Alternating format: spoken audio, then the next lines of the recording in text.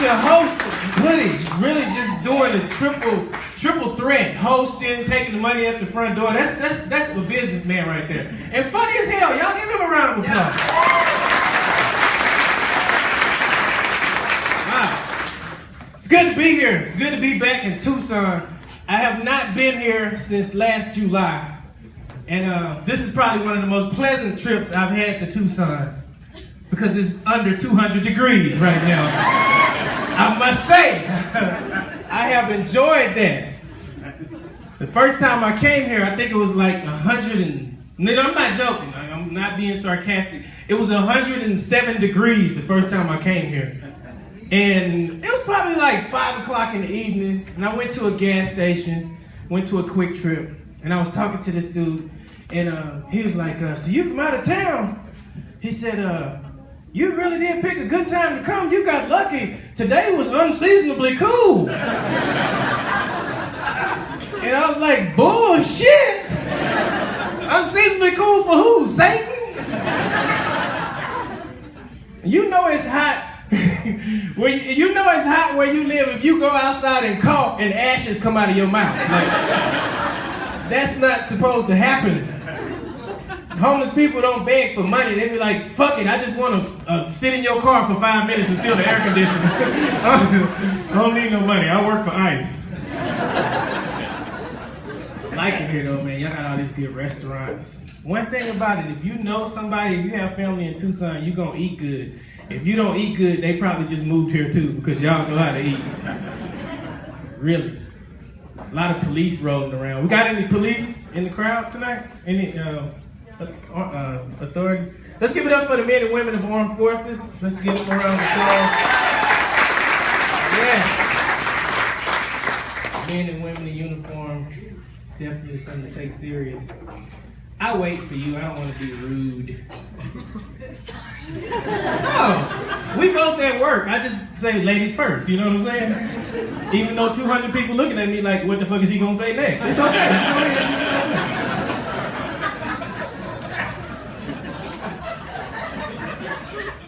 I get nervous when I'm driving through Arizona on the 10 freeway. So it's like, once you hit the Arizona state line, for some reason, it's like police just start like multiplying like gremlins on the 10 freeway, right? I'm like, what is this? Like, what are people doing that you need so many highway patrolmen? I'm like, I'm okay, man, I'll be safe. I got a cell phone. Fuck it, go back to the station and quit freaking me out, man. Shit. And I'm not a criminal, don't get me wrong. I'm a comedian. I don't sell weed when the police around or nothing like that. I'm a good guy, you know what I mean? So I get nervous when I'm sitting on the freeway, I'm sitting in the car and I'm driving, you know, and I see a police car every other block. I'm driving, minding my business. Oh shit, that was a cop. Let me turn this Tupac down, fuck this. Change this to Maxwell or Sade or some shit. Pop bringing me bad vibes. Oh shit, another cop. God damn, I'm gonna chew up all my weed before I get to Tucson. This is ridiculous. And I was joking about it, right? I was having a good time joking about how many police it was. And we got pulled over on the way here. And I was with one of my Mexican friends, right? And I don't know about y'all, but where I'm from, if a black man and a Mexican get pulled over in the same car, somebody going to jail. All right, y'all get out the car. I'm frisking everybody. I want to know what the hell is going on. Y'all got the music up loud. Got residue in the ashtray. What you doing, brother? What are you and this Hispanic man doing together, brother? Talk to me. Let me know something. I don't speak English. But he let us go. Told him we was just coming here for a comedy show. He's like, all right, y'all go ahead. Have fun. I'm originally from East Texas. Thank you for your support. Glad to know y'all respect the place where I come from. The funny thing about being from a small town is people have this perception that because I moved to LA, to a big city, that means I've made it in life. So when I go back home, they treat me like I'm a celebrity, like I got it made. And you know, I got the whole fake it till you make it mentality when it's necessary. They don't realize I'm a half a sandwich away from sleeping in the alley, and I don't make it no difference. So when I go back home, they're like, man, Charles, look at you. Ah, damn, boy, you done came a long way, man.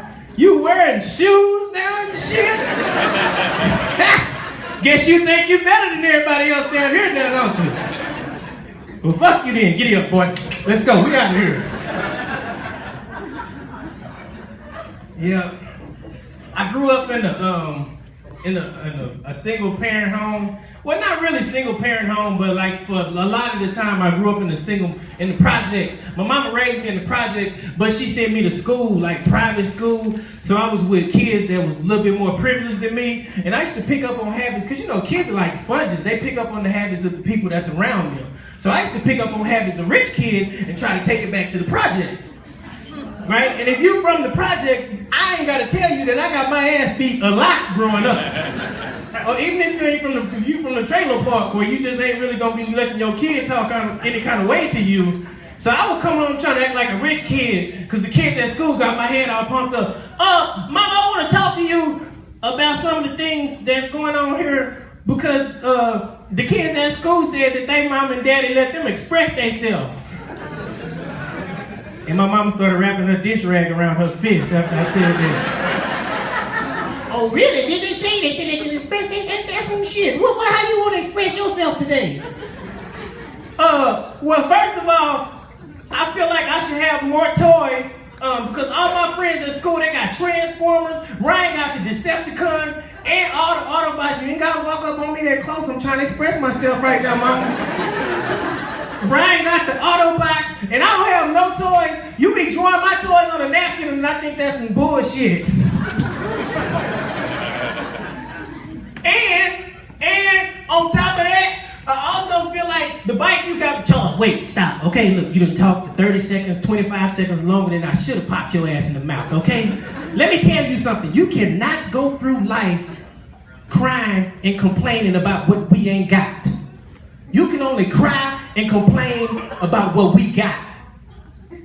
And we ain't got shit, so you ain't got nothing to be crying about. Now take your ass outside and play.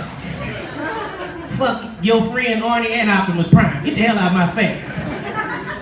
And I didn't give up. I was like, no, mama, because I'm a kid. I shouldn't have to understand that. Cry about what you ain't got. Don't cry about what you ain't got. I'm 10 years old. Why should I have to think like an adult? And my daddy came out the back room like, well, do you need me to explain this shit a little bit further? No, daddy. Blessed are the meek, for they shall inherit the earth. I want to go outside and play. Autobots roll out. I'm newly single again after about, I don't know, 7 years. Yeah, man. I'm assuming everybody who didn't clap is still in a relationship, like, you lucky motherfucker. It was a trickle of applause. The relationship people's like, woo!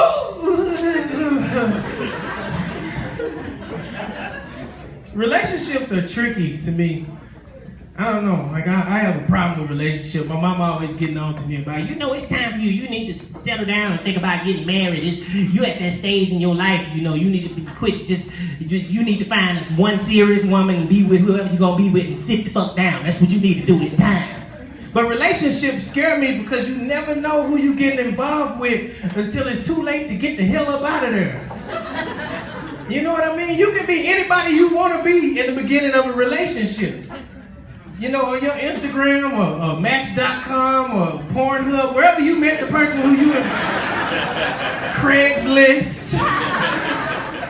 You can be whoever you want to be in the beginning of a relationship. You don't realize you're dealing with a psycho until it's 2 years into the relationship and you can't go no fucking where because they know everything about you. Okay? Don't yell too loud if the motherfucker's here, okay? There wasn't no police that clapped and said they was here tonight, so you're gonna be on your own. And I might be black, but I can't run that fast to get over there and help you, so get all them stereotypes. Yeah, I was late, but I'm not fast, so let that one go. You don't realize you're with a psycho until it's too late. Let me tell you, what's the difference between being a psycho and being just like, you know, like everybody's jealous. We all have jealous tendencies because we're human.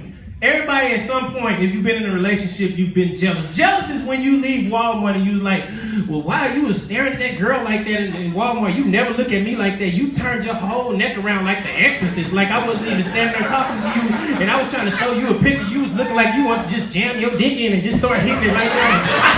Like I wasn't even here. I am livid right now. I cannot believe. Like, no, girl, I wasn't staring at her. I was actually looking at the shorts she had on because I thought they would look good on you. I was like, she ain't rocking them shorts the way my baby would rock them shorts. Like, they would look good. Whatever, motherfucker. That's jealous. Psycho-jealous is when you're involved with somebody who thinks everybody in the world is either after you or trying to help you find somebody else. You get accused of stuff with people you ain't even never met. Okay? Everybody is guilty until proven innocent. Have you ever been in a relationship like that? Wink one time like this if it's like, hell yeah.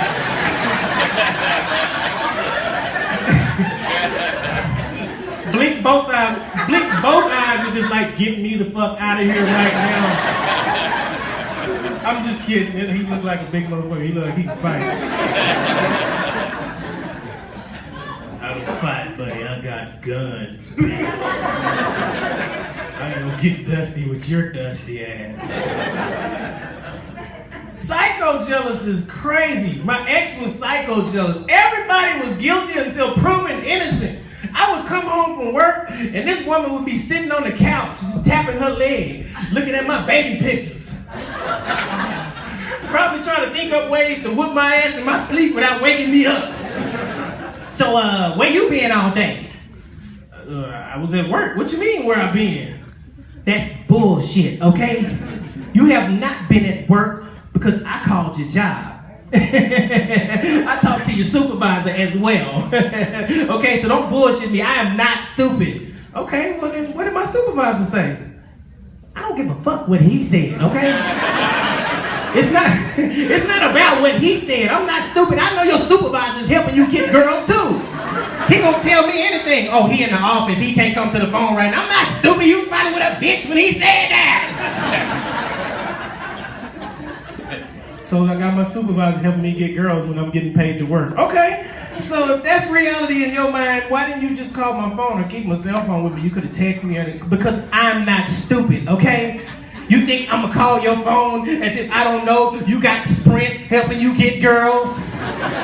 Okay? You got the whole Now network in on your bullshit, okay? And then I start fussing like, look, I don't want to be in this relationship no more. You too jealous and you too controlling. And then she started crying. I feel guilty. And then we end up having sex and starting the bullshit all over again the next day. And that's why relationships scare me, because if I want to go to prison, at least I'm going to rob a bank and see what it feel like to have $10,000 in my hand at one time. Get something out of my imprisonment. For everybody who's here that's might be like undercover law enforcement, I'm just joking. I'm not really thinking about robbing a bank. And I guarantee you, if I did want to rob a bank, the last fucking place would be Tucson. Because you know, normally at the bank, you got the little panic button, like, oh shit, they in here trying to kill us, they trying to come to the phone. Like, Tucson, they give you a fucking 45, be like, handle your goddamn business if you want to rob. You want to rob this? I just got this snub nose. What you want to do, bitch? You in the wild, wild west. Ain't no 911, it's click, click, clack, clack, clack.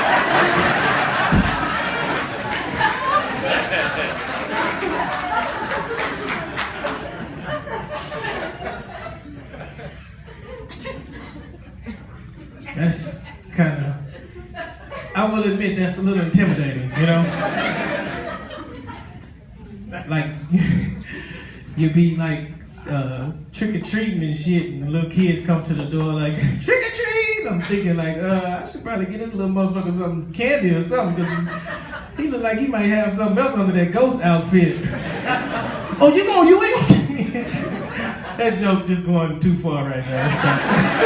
I'm trying to have some fun with it, but we'll do that next show.